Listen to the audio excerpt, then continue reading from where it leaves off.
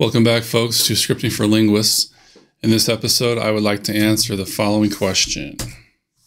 When populating a dictionary with words, is it quicker to use 1, an if-else statement, 2, a try-except block, 3, the get dictionary method, or 4, the default dict object in the collections module in Python? And to test this, or to answer this question, I'm going to use the Spotify Podcast Dataset. Well, a third of it, give or take.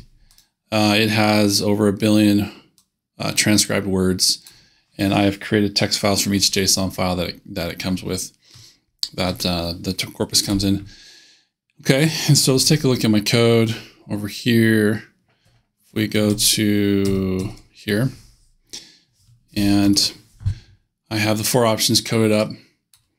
And the first option, like I said, is an if-else statement here. And I am looping over words, a list of words. And I'm saying if the current word is in the dictionary, then increment the counter by 1. If not, add it to the frequency dictionary with a value of 1. I call this function down in here, in this other function there. After reading in and pushing to uppercase the text of each file, extracting out the words as a list, and then passing that list in to that helper function. And we're going to do 10 trials. Hold on to the time that it takes each trial to go, and then we'll get the mean and median times of those 10 trials.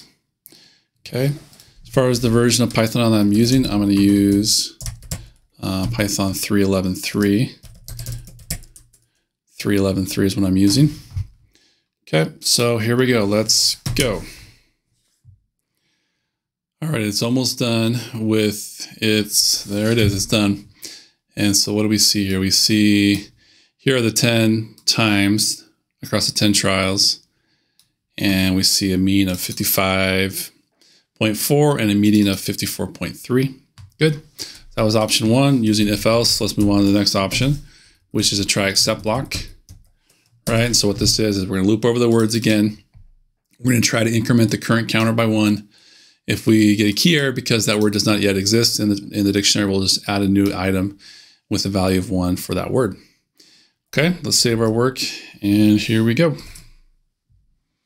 Okay, finished there, and these are the 10 times again for those trials.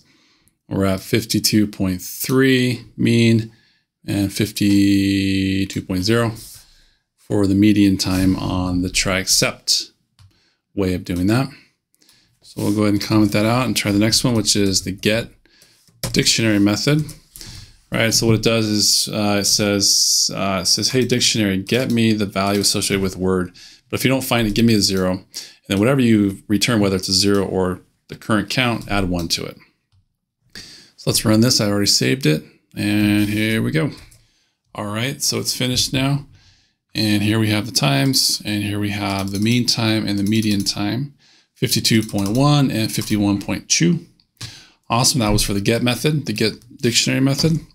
Now let's use the default dict object in the collections module. So I need to import that function there. And I need to do a little bit of change here. Save our work and let it rip. All right, so it's finished here. And here we have the mean time of 53.0 seconds and the median time of 52.6. Let's take those over to here. 53.0 there and 52.6 there. Double check that. Yeah. So here are the results of these 4 different algorithms or approaches to populating the dictionary. And the winner is the get method, but just barely. I mean, all of them are just nearly the same amount of time. The if-else statement is a little bit slower, but again, over 50 plus seconds, over almost 40,000 files, and about 250 million words. It's not a big deal. Not a huge difference here. But the get method does win out.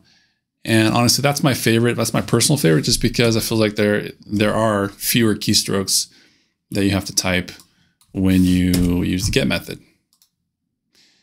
So there you have it. In answer to this question, when populating a dictionary with words, Is it quicker to use? It's quicker to use the get method, but again, not by much.